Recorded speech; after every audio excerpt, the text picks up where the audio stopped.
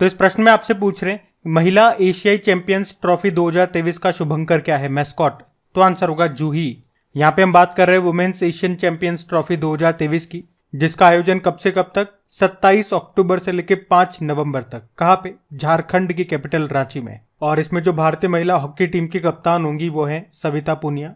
और अभी झारखंड के जो मुख्यमंत्री हेमंत सोरेन, उन्होंने इस महिला एशियाई चैंपियंस ट्रॉफी का शुभंकर जारी कर दिया, मैस्कॉट जारी कर दिया, जिसका नाम जूही है, जो रिप्रेजेंट करता है हाथी। इंडियन हॉकी टीम के अध्यक्ष कौन है? दिलीप तिर्की हैं। अभी याद है एशियन गेम्स 2022 हुआ था, 2022 वाला था, 2023 में हुआ था। 19वां संस्करण था, चाइना के हांगजाओ में हुआ। उसमें जो हमारी हॉकी टीम थी पुरुष वाली, उसने गोल्ड जीता था जापान को हरा करके। ये जरूर याद रखना किसे हराया था या उप विजेता कौन था। वहीं महिला हॉकी टीम ने ब्रोंज मेडल जीता था। और यहाँ पे पुरुष हॉकी टीम के 2 खिलाड़ियों के नाम भी याद रखना।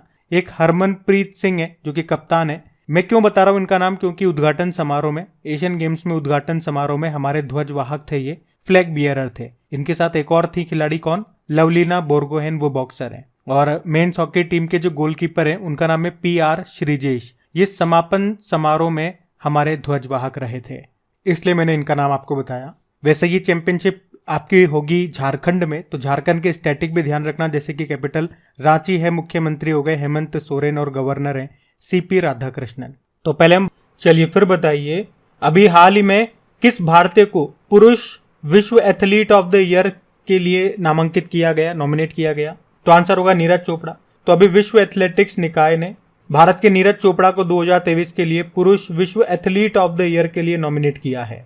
आपको याद होगा, अभी हमने पढ़ा भी था कि उन्हें लॉरियस स्पोर्ट्स ने ब्रांड एम्बेसडर बनाया था। और यहाँ पे एक पॉइंट आप नोट कर लेना कि युवराज सिंह के बाद लॉरियस एम्बेसडर बनने वाले वो दूसरे भारतीय हैं। कौन? नीरज चोपड़ा। अभी इन्होंने एशियन गेम्स में कारनामा किया, गोल्ड जीता इन्होंने 88.88 मीटर दूर भाला फेंक करके। इससे पहले जो वर्ल्ड एथलेटिक्स चैंपियनशिप हुए थे, कहाँ पे? हंगरी के बुडापेस्ट में, वहां पे भी इन्होंने गोल्ड जीता था। उससे पहले टोक्यो ओलंपिक 2020 में भी उन्होंने गोल्ड जीता था। और वहां पे जो उन्होंने भाला फेंका था वो 7 अगस्त को फेंका था, तो उनके सम्मान में हम 7 अगस्त को हर साल भाला फेंक दिवस के रूप में मनाते हैं। और अभी 2022 में इनको पद्मश्री मिला था। इनके ऊपर एक बुक लिखी गई थी अभी, गोल्डन बॉय नीरज चोपड़ा। पूछे अगर किसने लिखी है तो नवदीप सिंह गिल ने लिखी है। वैसे अभी ये टाटा AIA लाइफ इंश्योरेंस के और गुड डॉट के ब्रांड एम्बेसडर भी बने थे। और अभी जो ज्यूरिक डायमंड लीग 2023 हुआ था उसमें नीरज चोपड़ा ने सिल्वर जीता था। तो इनसे संबंधित ये पॉइंट्स आप ध्यान रखना। बढ़ते हैं आगे। इंटरनेशनल ओलंपिक कमेटी ने 2028 के लॉस एंजल्स ओलंपिक खेलों में किसे शामिल किया है? तो आंसर होगा क्रिकेट को।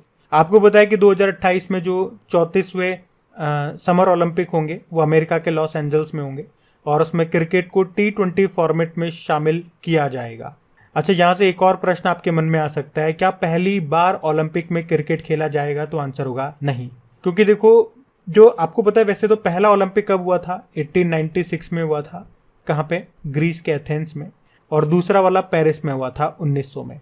वहीं पे क्रिकेट खेला गया था पहली और आखिरी बार, और उसमें गोल्ड जीता था या विजेता रहा था इंग्लैंड, उसने फ्रांस को हराया था। और अब आप कह सकते हैं उसके बाद 128 साल बाद क्रिकेट वापस इसमें शामिल होगा ओलंपिक्स में, लॉस एंजल्स में जो होंगे। फिर बताओ, अभी हाल ही में फिडे विश्व जूनियर रैपिड शतरंज चैंपियनशिप 2023 को किसने जीता? तो आंसर होगा रौनक साधवानी ने। तो ये है FIDE under 20 world junior rapid शतरंज चैंपियनशिप, जो कहाँ पे हुई? इटली में हुई। और इसे अभी महाराष्ट्र नागपुर के 17 वर्षीय रौनक साधवानी ने जीत लिया है। फिर बताइए कि भारत ये किस वर्ष ओलंपिक की मेजबानी कर सकता है? तो आंसर होगा 2036। आपको याद हो तो अभी हमने पढ़ा था, इंटरनेशनल ओलंपिक कमेटी के 141वें सत्र का आयोजन अभी हुआ भारत में। और भारत में भी कहा? मुंबई के जियो वर्ल्ड सेंटर में। और वहीं पे प्रधानमंत्री नरेंद्र मोदी ने उद्घाटन के दौरान कहा कि भारत 2036 में जो ओलंपिक्स होंगे उनको होस्ट करेगा। मतलब अभी बोली लगाएंगे, हम बिडिंग करेंगे। अगर बिडिंग हम जीत जाते हैं तो हम ऑब्वियसली उसे होस्ट करेंगे। मतलब क्या होता है, जो देश जो सबसे ज्यादा बोली लगाता है, बोली लगाने का क्या मतलब हो गया? जैसे मैंने कहा कि 100 अरब डॉलर, तो मतलब इतना हम खर्च करेंगे।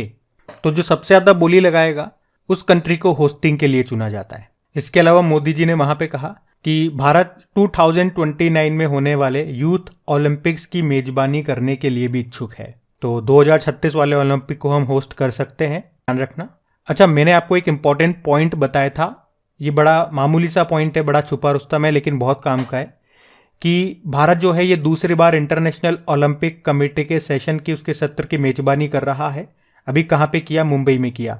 कौन सा सेशन है इसका, कौन सा सत्र है? 141 नंबर का है, और भारत दूसरी बार कर रहा है। तो आपके मन में आएगा पहली बार कब और कहाँ पे किया था? तो पहली बार 1983 में किया था हमने नई दिल्ली में, और वो उसका कौन सा सेशन था? 86 नंबर का था। अभी दूसरी बार कर रहे हैं 2023 में।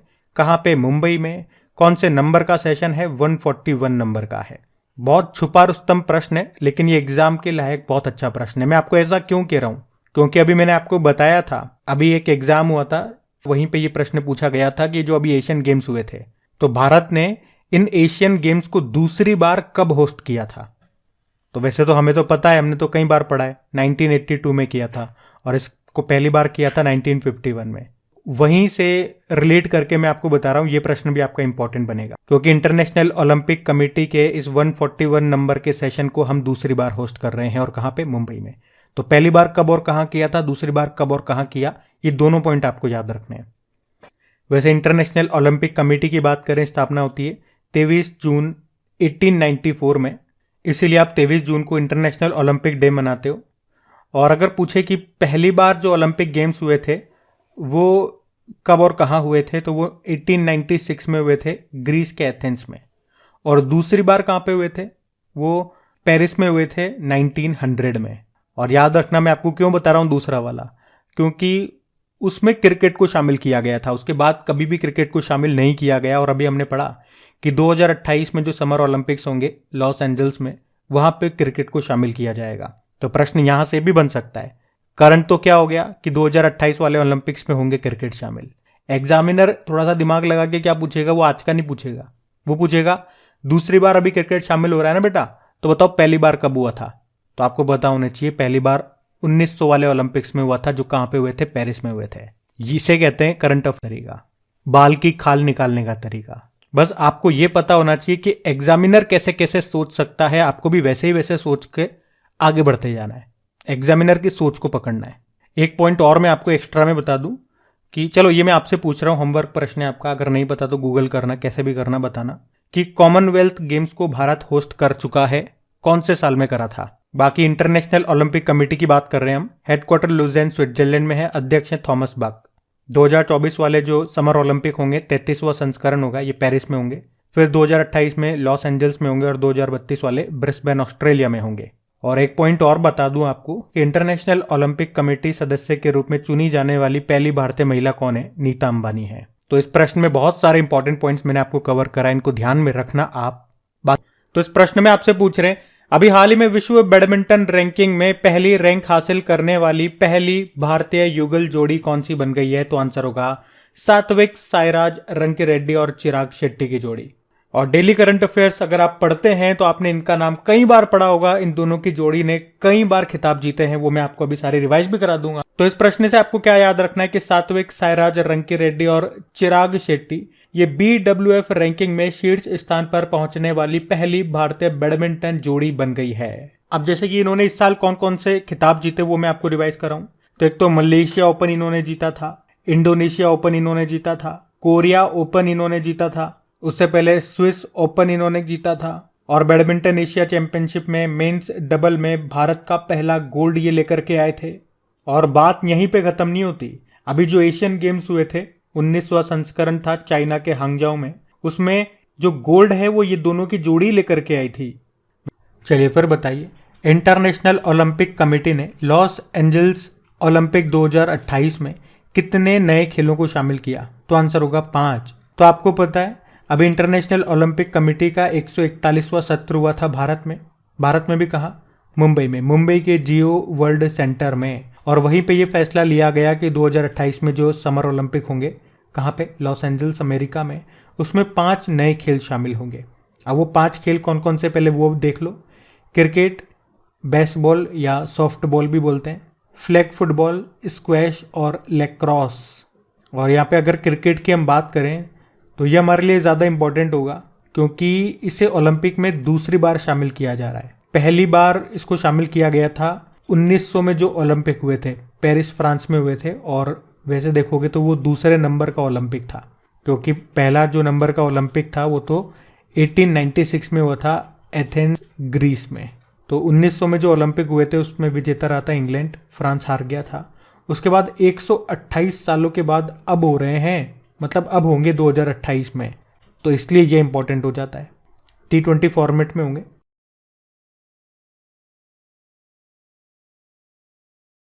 फिर बताइए, अभी हाल ही में विश्व प्रवासी पक्षी दिवस कब मनाया गया? तो आंसर होगा 14 अक्टूबर को।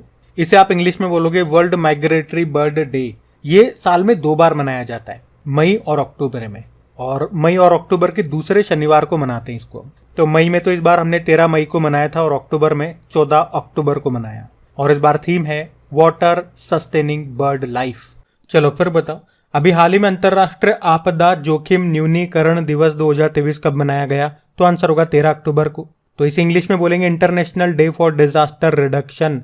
ये हर साल हम 13 अक्टूबर को मनाते हैं, जिसको मनाने का उद्देश्य है लोगों को आपदा जोखिमों के बारे में शिक्षित करना और जोखिम में कमी लाने के लिए उपाय करना। इस बार की थीम है एक लचीला भविष्य के लिए असमानता से लड़ना। फिर बताइए, अभी हाल ही में विश्व खाद्य दिवस कब मनाया गया? तो आंसर होगा 16 अक्टूबर को। तो हर साल 16 अक्टूबर को वर्ल्ड फूड डे के रूप में मनाया जाता है। मनाने का उद्देश्य दुनिया भर को भुखमरी से बचाना और कुपोषण को दूर करना। बात करें थीम क्या है? Water is life, water is food, leave no one behind. जल ही जीवन है, जल ही भोजन है, किसी को पीछे ना छोड़ें। और 16 अक्टूबर को क्यों मनाते हैं ये दिन? क्योंकि फूड एग्रीकल्चर ऑर्गेनाइजेशन की स्थापना होती है 16 अक्टूबर 1945 में, जिसका हेडक्वार्टर है रोम, इटली में, और इसके डायरेक्टर जनरल हैं क्यू डोंग। वैसे नेशनल फूड डे भारत में कब मनाते हैं हम? 24 अक्टूबर को। और एक वर्ल्ड फूड सेफ्टी डे भी होता है, वो भी याद रखो, 7 जून को होता है वो। और एक संस्था है फसाए, food safety and standard authority of India, वो भी मैं आपको बता दूं। उसकी स्थापना होती है 2008 में, नई दिल्ली में मुख्यालय है, और इसके इसी साल नए सीईओ बने थे, उनका नाम है गंजी कमलावी राव। चलिए फिर बताइए, अभी हाल ही में अंतर्राष्ट्रीय गरीबी उन्मूलन दिवस कब मनाया गया? तो आंसर होगा 17 अक्टूबर को। इंग्लिश में इसे बोलेंगे तो international day for the eradication of poverty. यह हर साल 17 अक्टूबर को मनाया जाता है। मनाने का उद्देश्य विकासशील देशों में यानी कि डेवलपिंग कंट्रीज में गरीबी और गरीबी उन्मूलन की आवश्यकता के बारे में जागरूकता बढ़ाना। थीम क्या है? सभ्य कार्य और सामाजिक सुरक्षा, सभी के लिए सम्मान को व्यवहार में लाना। पहली बार इस दिन को 1987 में मनाया गया था।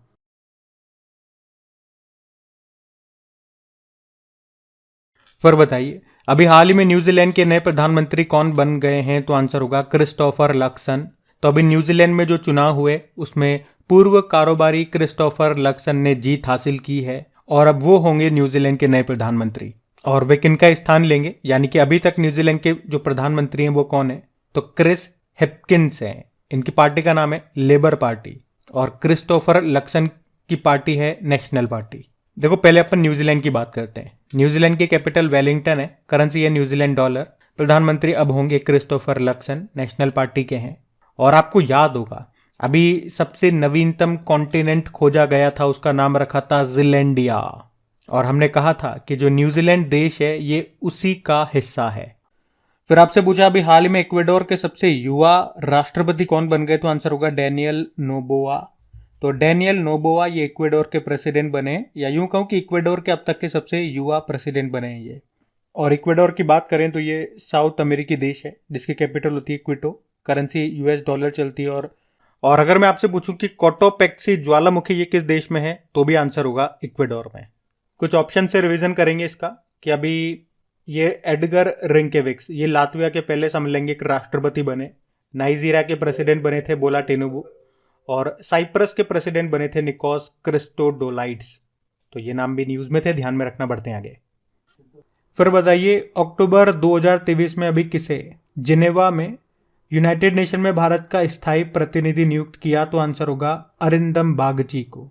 तो अरिंदम बागची ये अभी तक विदेश मंत्रालय में अतिरिक्त सचिव थे, पर अब वे होंगे जिनेवा में संयुक्त राष्ट्र और अन्य अंतर्राष्ट्रीय संगठनों में भारत के स्थायी प्रतिनिधि, परमानेंट रिप्रेजेंटेटिव। और वे यहाँ जिनेवा में इंद्रमणि पांडे का स्थान लेंगे। तो इनका नाम याद रखना, अरिंदम बागची इनका नाम है। आप जानते हो अभी UIDAI के CEO बने थे Amit Agarwal, border security force के डायरेक्टर जनरल बने नितिन अग्रवाल और जियोलॉजिकल सर्वे ऑफ इंडिया के डायरेक्टर जनरल बने जनार्दन प्रसाद। बाकी देखो, यूनाइटेड नेशन की बात करें तो इसकी स्थापना होती है 24 अक्टूबर 1945 में, इसीलिए आप 24 अक्टूबर को यूनाइटेड नेशन डे के रूप में मनाते हो। हेडक्वार्टर इसका न्यूयॉर्क में है और सेक्रेटरी जनरल हैं एंटोनियो गुतेरेस, जो खुद पुर्तगाल से हैं। अब फिर बताइए, अभी हाल ही में मणिपुर हाईकोर्ट के चीफ जस्टिस कौन बने हैं? तो आंसर होगा सिद्धार्थ मृदुल।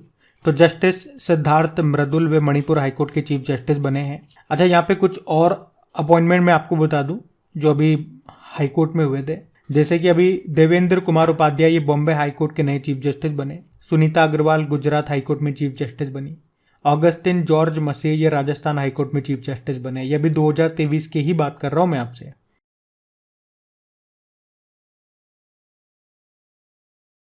फिर बताओ, अभी हाल ही में विश्व बैंक विकास समिति की 108वीं बैठक ये कहां पे हुई? तो आंसर होगा मोरक्को में।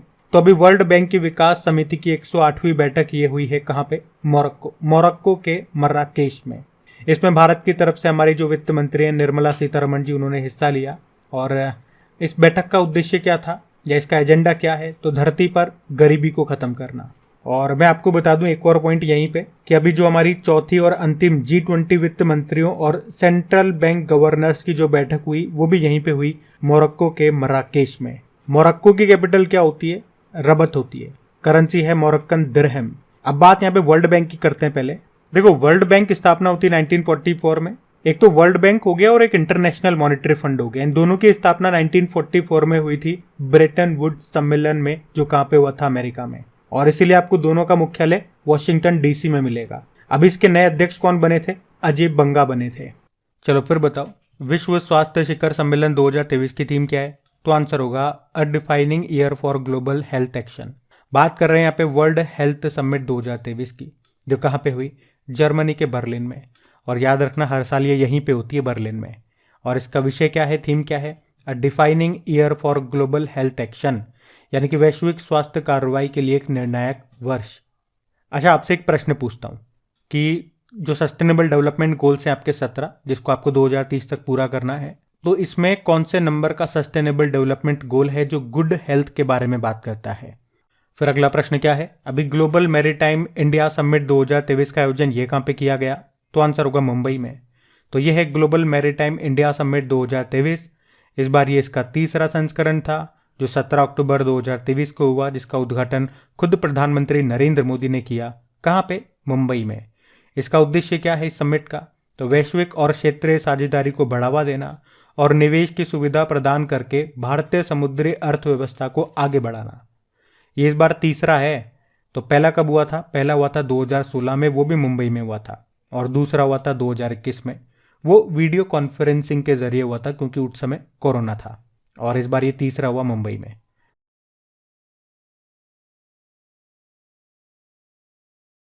फिर बताइए, अभी हाल ही में युवा मितान परिवहन योजना किस राज्य ने शुरू की? तो आंसर होगा छत्तीसगढ़। तो अभी छत्तीसगढ़ के जो मुख्यमंत्री हैं भूपेश बघेल, उन्होंने इस युवा मितान परिवहन योजना को शुरू किया है। इस योजना का उद्देश्य क्या है? अगर कोई छात्र वो सरकारी स्कूल या कॉलेज में जाएगा तो उसको परिवहन बिल्कुल फ्री में दिया जाएगा, मतलब उसको ट्रांसपोर्टेशन बिल्कुल फ्री में दिया जाएगा। लेकिन इसमें एक खास बात इन्होंने कह दी कि उसका जो भी खर्चा आएगा, आने जाने का जो भी परिवहन का खर्चा होगा, उसको पूरा सरकार वहन नहीं करेगी।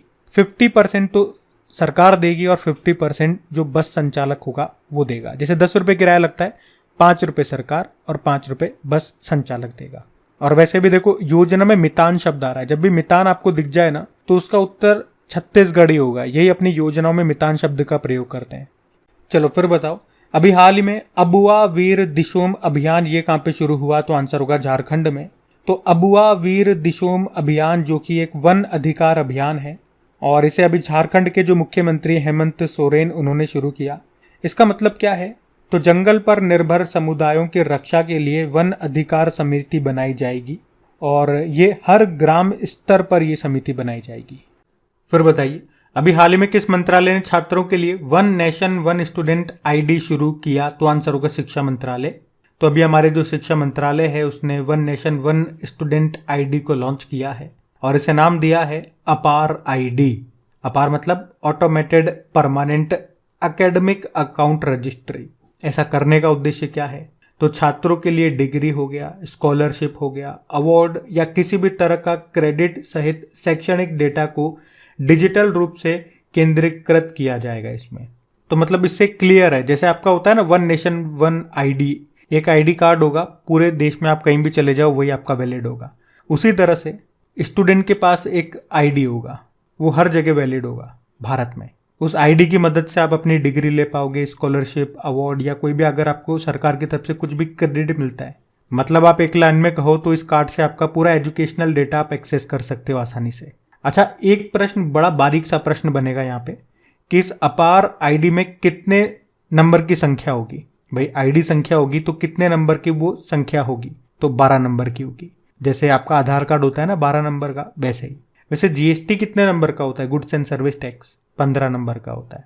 और आपका जो डेबिट कार्ड होता है उसके पीछे जो सीवीवी नंबर होता है, याद रखना, वो तो आपको पता ही होगा, तीन नंबर की संख्या होती है। लेकिन सीवीवी की फुल फॉर्म क्या होती है ये जरूर याद रखना, मैंने बताया आपको पहले भी, कार्ड वेरिफिकेशन वैल्यू।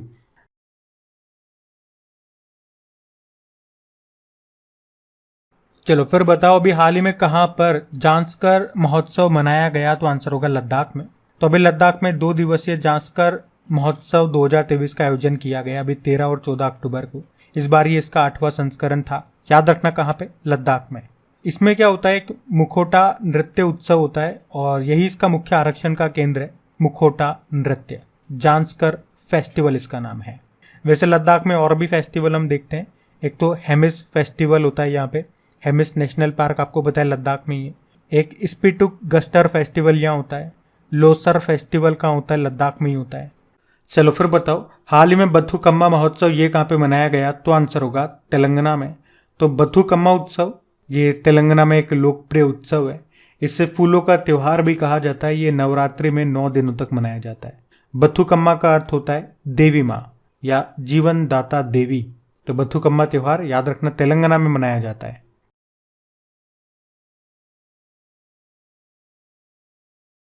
फिर बताइए, अभी हाल ही में हुई घोषणा के अनुसार कौन सा शहर भारत का पहला वेटलैंड शहर बनेगा, तो आंसर होगा उदयपुर।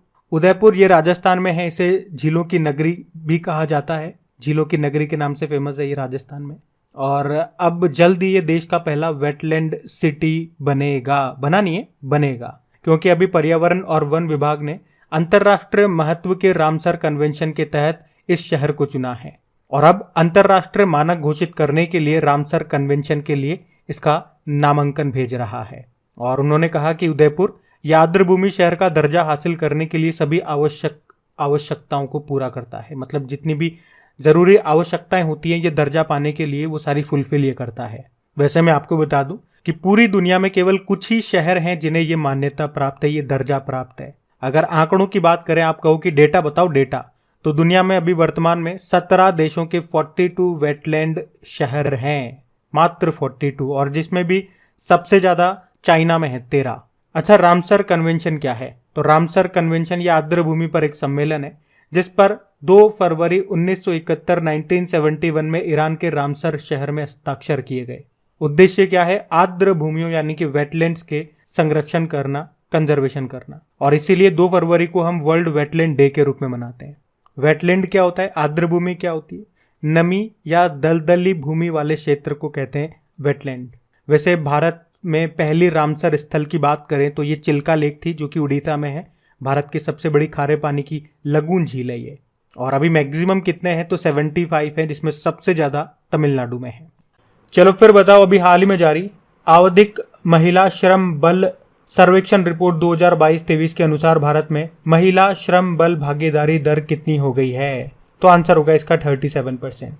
तो देखो, अभी 9 अक्टूबर 2023 को भारत सरकार के सांख्यिकी और कार्यक्रम कार्यान्वयन मंत्रालय, जिसको इंग्लिश में बोलेंगे ministry of statistic and programme implementation, इसने आवधिक श्रम बल सर्वेक्षण रिपोर्ट 2022-23 को जारी किया। और इसमें क्या बताया कि 2021-22 में भारत में जो महिला श्रम बल भागीदारी दर थी, यानी कि women's labour force participation rate, वो 32.8% था।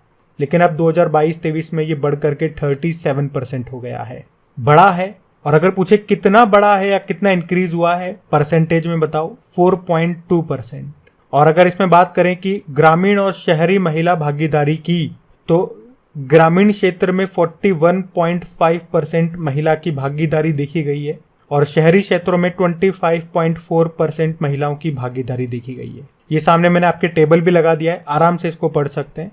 जो मैंने महिला और पुरुष का आपको बताया ग्रामीण और शहरी में, ये आपके सामने है। और ये क्वेश्चन इंपॉर्टेंट मार्क करना, क्योंकि आप लोग एग्जाम देते होंगे तो इस तरह के प्रश्न आते हैं एग्जाम में। इकोनॉमी से जुड़े हुए प्रश्न आपके एग्जाम में पूछे जाते हैं, वो इसी तरह के होते हैं।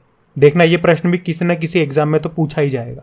अब जब पूछा जाएगा और वो पेपर अगर मेरे पास आया, उपलब्ध हुआ और मुझे पता चला तो मैं आपको जरूर बताऊंगा। अभी हम बढ़ते हैं आगे।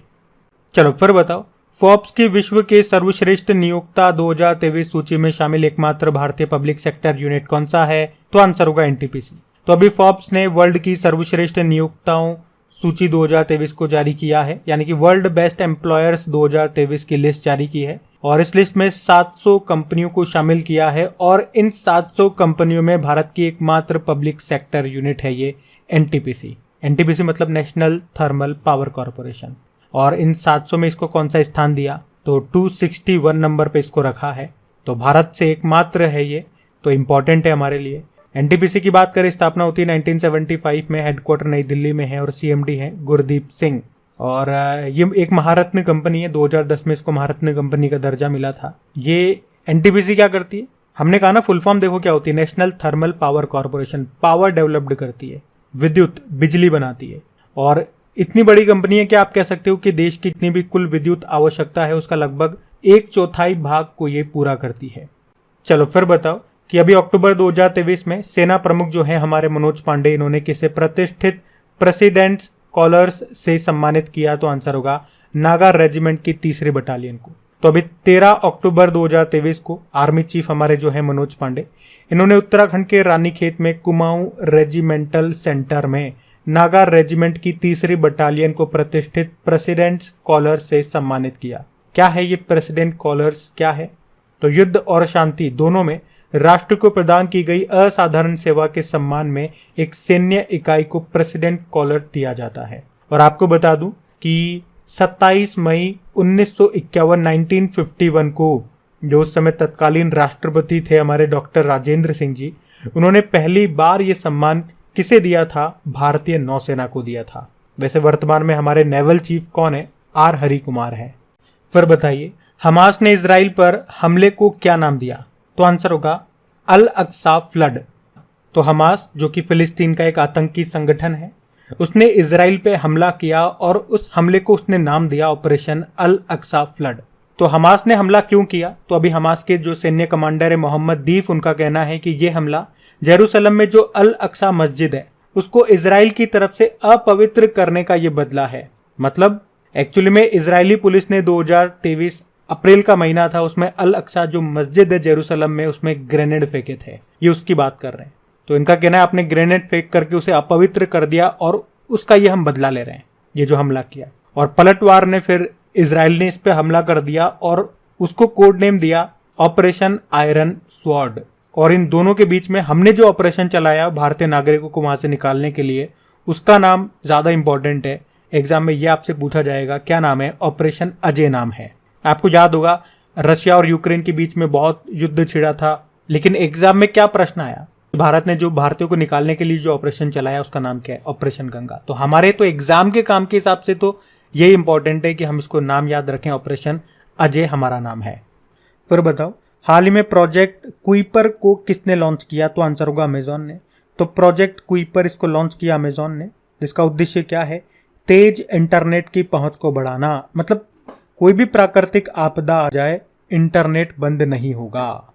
और इसके लिए क्या करेंगे? ये 3000 से ज्यादा उपग्रहों को, सैटेलाइट्स को पृथ्वी की लोअर ऑर्बिट में स्थापित करेंगे। और इसी पहल में, इसी मुहिम में अभी अमेजन ने इसके शुरुआत के 2 उपग्रहों को लॉन्च कर दिया है, जिनके नाम है कुइपर सेट 1 और कुइपर सेट 2। बात करें कहां से लॉन्च किया? फ्लोरिडा अमेरिका से। और किस रॉकेट की सहायता से? तो एटलस रॉकेट की सहायता से। ये भी याद रखना। तो इस प्रश्न में आपसे क्या पूछ रहे हैं कि 2020 में साहित्य में नोबेल पुरस्कार पाने वाले अभी किस व्यक्ति का अभी हाल ही में निधन हो गया? नाम बताइए उनका। तो आंसर होगा लुईस ग्लुक।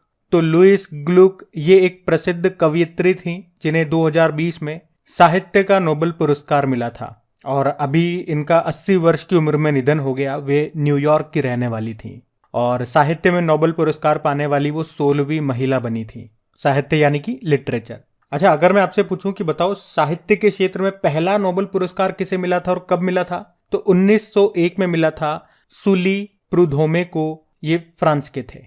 और अभी आप जानते ही हो 2023 में साहित्य का नोबेल पुरस्कार किसे मिला, जॉन फॉसे को। ये नॉर्वे के लेखक हैं और हमने इनको ट्रिक से कैसे याद किया था, साहित्य में मेरी जान फंस गई, साहित्य में मेरी जान फंस गई मेरे दोस्त, जान फंस गई जॉन फसे।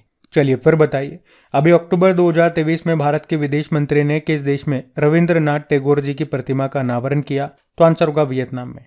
और हमारे विदेश मंत्री कौन है, सुब्रमण्यम जयशंकर। और अभी इन्होंने वियतनाम के बाक निन्ह नाम की जो जगह है वहां पे रविंद्रनाथ टैगोर जी की प्रतिमा का अनावरण किया। और यहाँ पे साथ में उन्होंने कहा कि रविंद्रनाथ टैगोर जी की कृतियों को वियतनाम में व्यापक रूप से मान्यता प्राप्त है, पूरे देश में इसे पढ़ा और सराहा जाता है, यहाँ तक कि वियतनामी पाठ्य पुस्तकों में भी इसे शामिल किया गया है। और रविंद्रनाथ टैगोर जी की सबसे प्रसिद्ध जो कृति है गीतांजलि, उसका भी वियतनामी भाषा में अनुवाद किया गया है। और गीतांजलि से मैंने आपको बताया भी, आप जानते ही हो कि 1913 में साहित्य का नोबेल पुरस्कार इनको मिला था गीतांजलि के लिए। और नोबेल पुरस्कार पाने वाले ये पहले भारतीय थे, साहित्य में नोबेल पुरस्कार पाने वाले पहले एशियाई व्यक्ति थे और अभी तक भारत में एकमात्र व्यक्ति हैं जिनको साहित्य का नोबेल पुरस्कार मिला है। ये 3 पॉइंट भी मैंने आपको बताए। अच्छा फिर बताइए, अभी हाल ही में drop of the last cloud नाम की बुक को किसने लिखा, तो आंसर होगा संगीता जी ने। तो लेखिका है संगीता जी, इन्होंने ये बुक लिखी है जिसका नाम है drop of the last cloud. तो ये जो बुक है ये केरल के मात्र सत्तात्मक अतीत की याद दिलाती है जहां महिलाएं निर्णय लेने और संपत्ति के स्वामित्व के अपने अधिकार का प्रयोग करने के मामले में अधिक सशक्त थीं।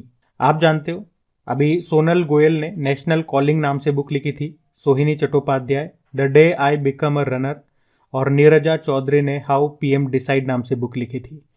चलिए फिर बताइए, अभी हाल ही में किसने क्वांटम समर्थित हरित हाइड्रोजन उत्पादन प्रौद्योगिकी को विकसित किया, तो आंसर होगा IIT BHU।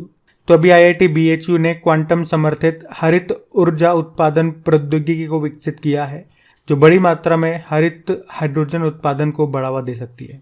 ग्रीन हाइड्रोजन ये क्लीन एनर्जी है जिसे भविष्य का ईंधन भी बोला जा रहा है। फिर आपसे पूछ रहे हैं अभी हाल ही में प्रधानमंत्री नरेंद्र मोदी ने कौन सा गाना लिखा है, तो आंसर होगा माडी। तो अभी प्रधानमंत्री नरेंद्र मोदी ने अभी 15 नवंबर 2023 को माडी नाम से एक गरबा सॉन्ग है उसको जारी किया है और इस गाने को प्रधानमंत्री नरेंद्र मोदी ने ही लिखा है गुजराती भाषा में।